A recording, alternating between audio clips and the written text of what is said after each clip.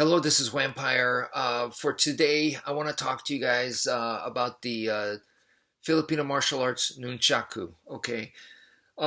First, let me just say thank you guys for your interest in the inside role, and I hope to do that soon. Okay, but like I said, for right now, uh, please allow me to talk about the Nunchaku, the Filipino way. All right, so yeah, let me see. Where should I start? First things first. Back in what was it? I started my first martial arts studio that I went to was in 1990. Okay, and at that time, got super into martial arts. I mean, I'm still super into martial arts, but man, I was like watching all these martial arts movies and stuff to get inspired, and I was training and all that kind of stuff, right? And it was the 90s, so I mean, it had all the movies and everything as well. And I was watching, I probably around 19, I don't know, 93, maybe before that, 92, 93, The Game of Death. And I think this was an edited scene from Game of Death. So I probably watched it from a documentary about Game of Death, right? Bruce Lee's movie. And in it, the scene that I'm talking about, and of course there's in Game of Death there's a great scene where Bruce Lee and Danny Inosanto go against each other with nunchucks. I mean, you're watching two legends go at it with nunchucks. That's awesome, right?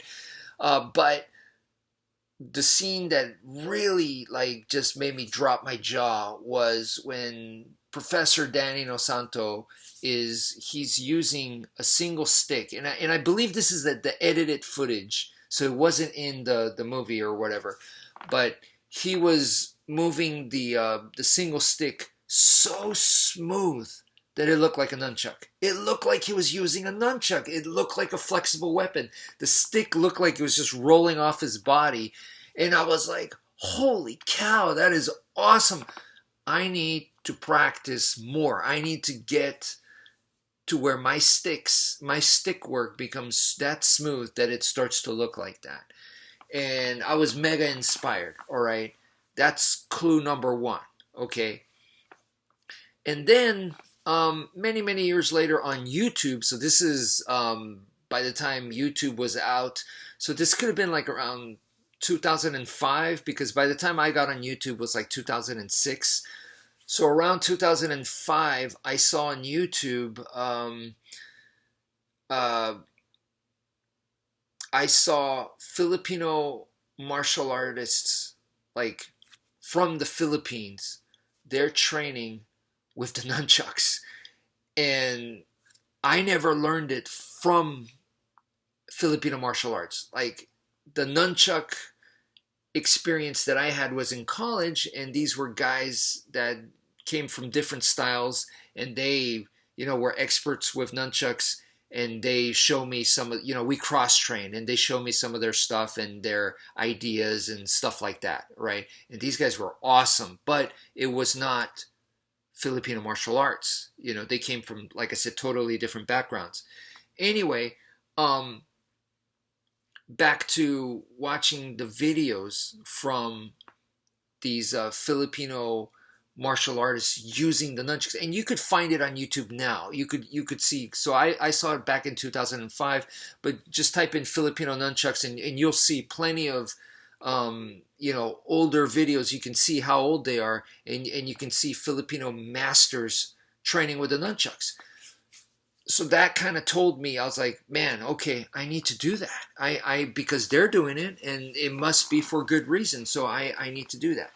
And one of the other things that gave me a hint around that time was that British TV show guy. I don't remember his name, but he had a brief TV show where he traveled around the world and experienced different martial arts.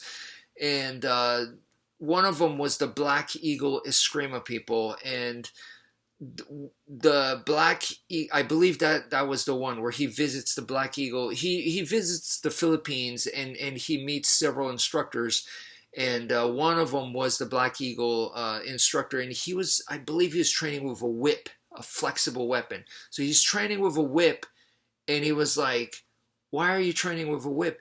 And it was to help make the stick technique, the body mechanics better. And I was like, okay, I definitely need to start training with flexible weapons to make my stick work better.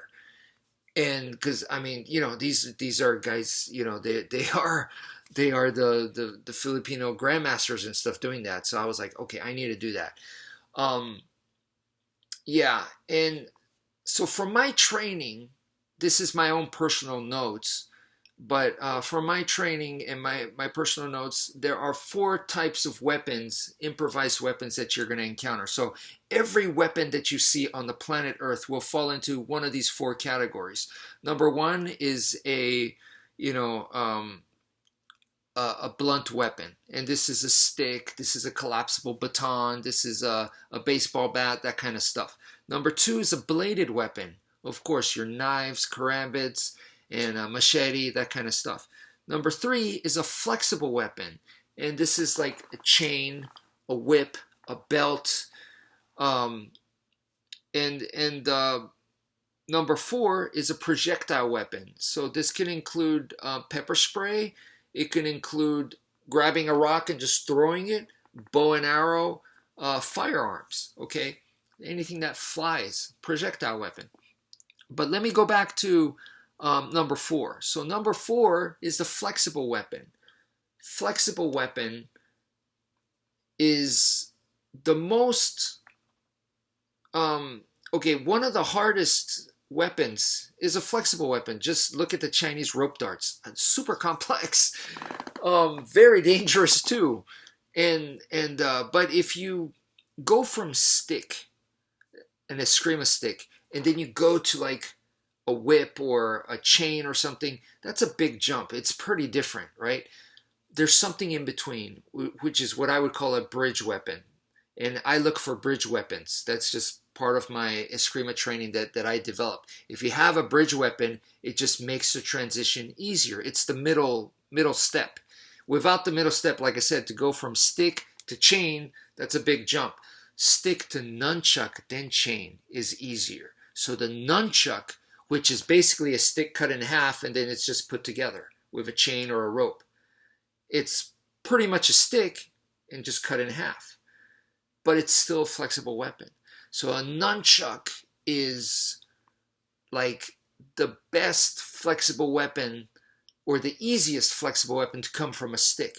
And that's why I think it makes sense to me that they're using nunchucks a lot. Okay, that whip was awesome, but I saw a lot of people using nunchucks on YouTube. A lot of Filipinos using nunchucks. And it could just be, it's just part of martial arts or whatever. But it made sense to me from that point of view. And I was like, definitely I need to do nunchucks for that reason, to make my stick work better. And so coming from the flexible weapon idea to make the body mechanics better, and then also the flail, which I've been telling you guys about.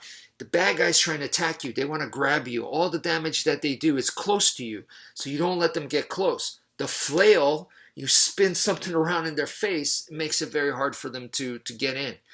If you feel that with a chain and you're swinging the chain around at their face, that makes it hard for them to get in. You practice that with a chain, and then you feel that movement and you transfer it to the stick. So you're using the stick the same way. And that becomes your flail technique. To me, once again, it makes sense. And number 3, there's actually a third link here that further makes sense for Filipino nunchaku work. And that to me is the balisong. Okay. Now, with a stick, you can reach from passing it under your arm and then grabbing it like this. You can reach no problem with the stick. With a nunchaku, no problem. With a balisong, it's a bit short, right? So it's a lot harder to do that. I'm not saying it's impossible, but it's definitely harder. So instead, you would just pass it right here. You'd pass it right there. Because if you look at a balisong, it has the blade, but the handle split in two. If you ignore the blade, the handle split in two, it's like a mini nunchaku. So then you can start, if you view it that way, you can start using it like a nunchaku, except you're passing it and spinning it in front here, not behind. You don't go behind like a normal nunchaku. But the movements are still the same. You're just doing it right here instead of all the way here. You're doing it right here. That, to me, was another key. So the Bali song, the flexible weapon to improve body mechanics, and then watching Professor Danny Nosanto be so smooth that it looked like nunchucks. The stick looked like nunchucks. Put those three together and then practice the stick like that.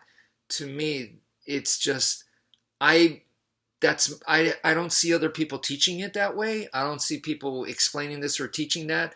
But to me, it is 100% logical part of the, it's not something I invented. It's just from my experience of training in Filipino martial arts, it's just a natural progression and it just took me there.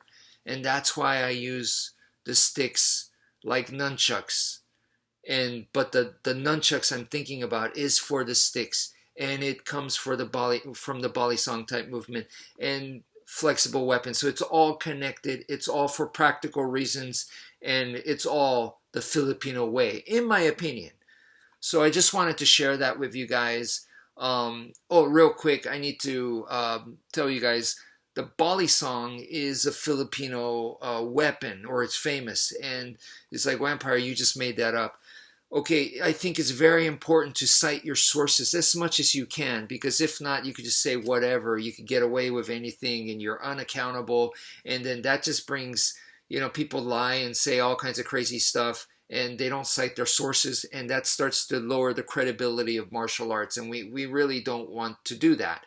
So I've heard that multiple places that the Bali song is a Filipino martial arts knife.